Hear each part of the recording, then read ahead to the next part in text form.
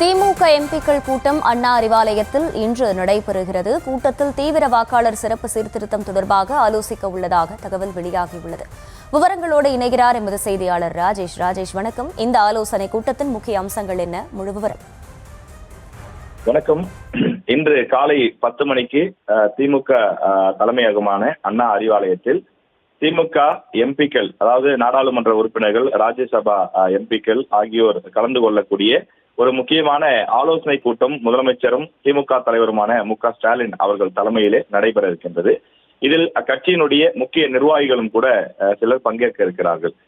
வழக்கமாக நாடாளுமன்ற கூட்டத்தொடர் இருந்தால் அதற்கு சில தினங்கள் முன்னதாக இது போன்ற ஒரு கூட்டத்தை கூட்டி திமுகவினுடைய தலைவரும் பொதுச் செயலாளரும் நாடாளுமன்ற உறுப்பினர்கள் எவ்வாறு செயல்பட வேண்டும், திமுகவினுடைய அந்த குரல் எவ்வாறு இருக்கின்றது, அதை எவ்வாறு நாடாளுமன்றத்திலே பிரதிபலிக்க வேண்டும் என்பது சம்பந்தமாக ஆலோசனைகளை வழங்குவார்கள். ஆனால் இப்போது நாடாளுமன்ற கூட்டத்தொடர் எதுவும் கிடையாது.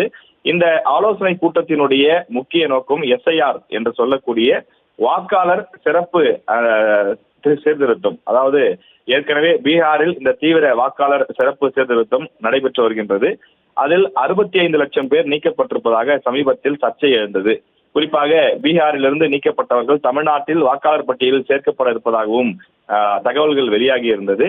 எனவே இந்த சிறப்பு வாக்காளர் சிறப்பு சீர்திருத்தம் என்பது தமிழ்நாட்டில் விரைவில் தொடங்க இருக்கின்றது. ஏனென்றால் இன்னொரு 6-7 மாத காலத்தில் தமிழ்நாட்டில் சட்டமன்ற தேர்தல் நடைபெற உள்ள சூழலில் அதற்கு முன்னதாக இந்த வாக்காளர் சீர்திருத்தம் நடைபெற இருக்கின்றது. எனவே அது சம்பந்தமாக முக்கிய முடிவுகளை எடுப்பது மற்றும் போராட்டங்களை முன்னெடுப்பது, மத்திய அரசினுடைய முக்கிய அதிகாரிகளை சென்று சந்திப்பது உள்ளிட்ட பல கட்ட போராட்டங்கள், பலவிதமான வியூகங்களை அமைக்க திமுக முடிவு செய்திருப்பதாக தெரிகின்றது. எனவே அது சம்பந்தமான ஒரு ஆலோசனை கூட்டத்திற்காக முதலமைச்சர் தன் கட்சியை சார்ந்த எம்பிக்களை வரவழைத்திருக்கின்றார்.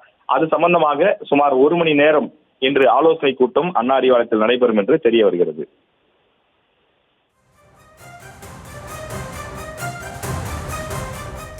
முழு விவரங்களுக்கு நன்றி ராஜேஷ்.